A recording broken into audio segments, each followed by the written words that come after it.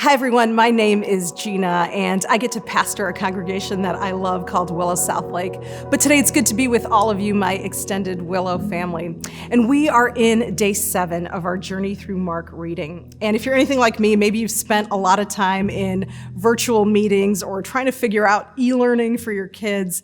And Journey Through Mark is just a chance to get away from all of that and be with God. And so if you've got a book, that's fantastic. You can do your reading there. Or you can go to willowjourney.org and download all of the content there, or even listen to the podcast. But I'd encourage you, stick with your reading. If you fall behind, get caught up. This is going to be a good journey for us to be on together. Now, today we are in day 7 of our reading, and we hear about a woman who has been bleeding for 12 years. She's been hemorrhaging, and the scriptures describe her as someone who has suffered a great deal under the care of doctors. She's spent all she's had on trying to get better, and she's felt worse, not better. This woman, according to the religious traditions and rules of that day, because she had been bleeding, if anyone came in contact with her or touched her, they would be unclean also. So chances are this woman has been living in social isolation. She's probably been practicing social distancing long before we knew that was a thing. And this woman is so desperate for healing. And so she goes searching for Jesus. Now, Jesus is traveling through the crowds, and she's fighting through the crowds to try and just grab a hold of his clothing so she can be healed.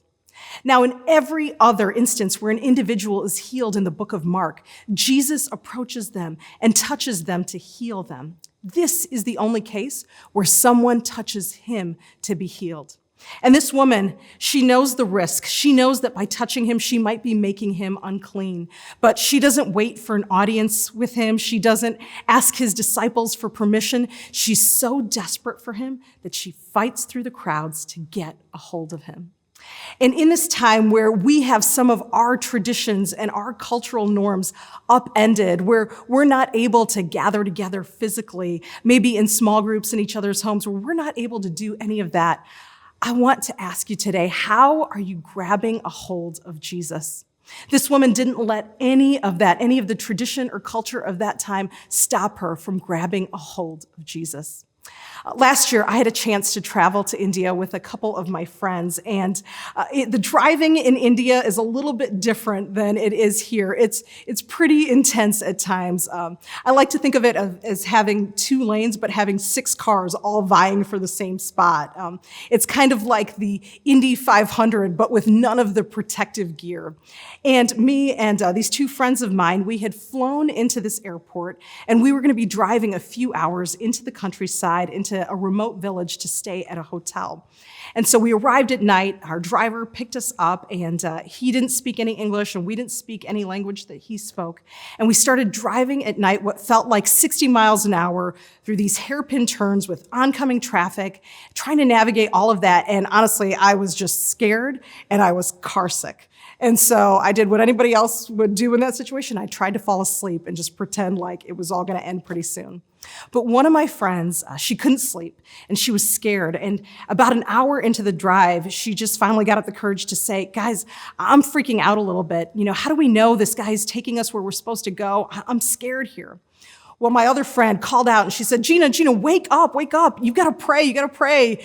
Jackie, our friend, she's scared and she's freaking out. And so I kind of woke up. I was groggy, but we grabbed each other's hands and we just prayed a desperate prayer. And the truth is, I was pretty scared too, but it was only my friend Jackie who had the guts to say that she was freaking out. And we together grabbed a hold of God. And in that moment where we felt desperate, we felt like God met us. It was the same way that Jesus met this woman in her desperation. He didn't care that she had broken the religious rules of that day. He healed her, and then he sent her on her way, saying, "Your faith has made you well. Go in peace and be free of this suffering." Willow, I think Jesus does some of his best work in us when we are most desperate for him. So grab a hold of him, watch him show up when you are most desperate for him. And whatever you do, stay reading, stay on this journey through Mark, and I believe God will meet you there. I'll be cheering you on.